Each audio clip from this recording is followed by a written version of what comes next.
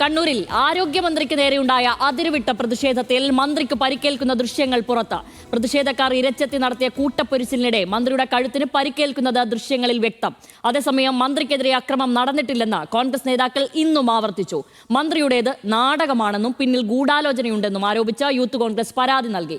സംഭവത്തിൽ CPIM ആഹ്വാനം ചെയ്ത സംസ്ഥാന വ്യാപക പ്രതിഷേധം പലയിടത്തും അണപൊട്ടി. കാസർഗോഡും കണ്ണൂരും പാലക്കാടും കോൺഗ്രസ് ഓഫീസുകൾ നശിപ്പിക്കപ്പെട്ടു. കണ്ണൂരിൽ കോൺഗ്രസ് ഓഫീസിന് മുന്നിൽ റീത്ത് വെച്ചു.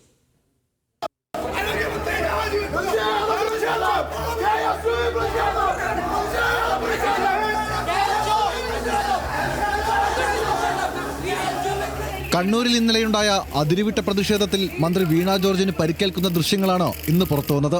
പ്രതിഷേധത്തിനിടെ പ്രവർത്തകർ മന്ത്രിക്ക് നേരെ ഇരച്ചെത്തുമ്പോൾ പോലീസ് സംരക്ഷണമൊരുക്കാൻ ശ്രമിക്കുന്നതും ഇത് ഭേദിച്ച് പ്രവർത്തകർ ഇടിച്ചു കയറുന്നതും ദൃശ്യങ്ങളിൽ കാണാം. ഈ കൂട്ടപ്പൊരിച്ചിലിനിടെയാണ് മന്ത്രിയുടെ കഴുത്തിന് പരിക്കേൽക്കുന്നത്.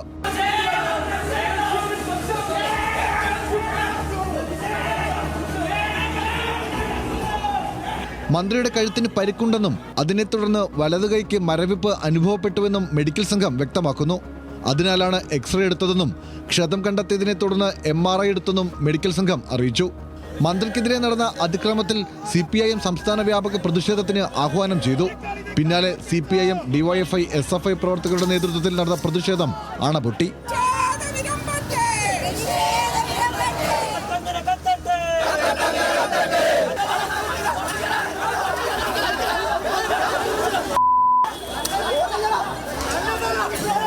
കണ്ണൂരും പാലക്കാടും കാസർഗോഡും പത്തനംതിട്ടയിലും പ്രതിഷേധത്തിന് പിന്നാലെ കോൺഗ്രസ് ഓഫീസുകൾ തകർത്തു. ആലപ്പുഴയിൽ ഉൾപ്പെടെ പുതിയുഗ യാത്രയുടെ ഫ്ലെക്സ് ബോർഡുകളും കൊടിതോരണങ്ങളും നശിപ്പിക്കപ്പെട്ടു. കണ്ണൂർ തലശ്ശേരി കൊളശ്ശേരിയിലെ പ്രിയദർശിനി മന്ദിരത്തിന് മുന്നിലും കൊടിമരത്തിന് സമീപവും റീത്ത് വെച്ചു. അക്രമത്തിന് പിന്നിൽ CPIM പ്രവർത്തകരാണെന്ന് കോൺഗ്രസ് ആരോപിച്ചു. മന്ത്രിക്കെതിരായ അതിക്രമ പ്രതിഷേധത്തിന് നേതൃത്വം നൽകിയ KSU ജില്ലാ പ്രസിഡന്റ് അതുൽ, പ്രവർത്തകരായ അക്ഷയ്, മുബാസ്, യാസിൻ, ബിദുൽ എന്നിവരെ കോടതി റിമാൻഡ് ചെയ്തു. മാർച്ച് 12 വരെയാണ് റിമാൻഡ് ചെയ്തിരിക്കുന്നത്. കണ്ണൂരിൽ ഇന്നലെ മന്ത്രിക്കെതിരെ യൂത്ത് ലീഗ് നടത്തിയ കരിങ്കൊടി പ്രതിഷേധത്തിന് പിന്നാലെ യൂത്ത് ലീഗ് ജില്ലാ നേതാവ് ജഷീർ ഇക്ബാലിനെ മർദ്ദിച്ച കേസിലും പോലീസ് കേസെടുത്തിട്ടുണ്ട്. 7 CPIM പ്രവർത്തകർക്കെതിരെ പെരിങ്ങോം പോലീസാണ് കേസെടുത്തത്. കണ്ണൂരിൽ നടന്നത് സ്പീക്കറുടെ അറിവോടെയുള്ള രാഷ്ട്രീയ നാടകമാണെന്ന് കോൺഗ്രസ്, യൂത്ത് കോൺഗ്രസ്, KSU നേതാക്കൾ ആരോപിച്ചു.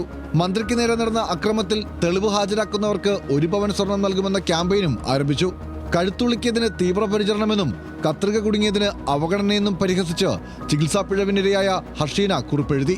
സ്പീക്കറുടെ നേതൃത്വത്തിൽ നടന്ന ഗൂഢാലോചനയിൽ അന്വേഷണം ആവശ്യപ്പെട്ട് യൂത്ത് കോൺഗ്രസ് DGPക്ക് പരാതി നൽകിയിട്ടുണ്ട്. അതേസമയം അതിരുവിട്ട പ്രതിഷേധത്തെ രാഷ്ട്രീയ ആയുധമാക്കി പ്രചാരണം ശക്തമാക്കാനാണ് CPIM തീരുമാനം. വിവിധ ബ്യൂറോകൾക്കൊപ്പം ന്യൂസ് ഡെസ്ക്, ന്യൂസ് മലയാളം.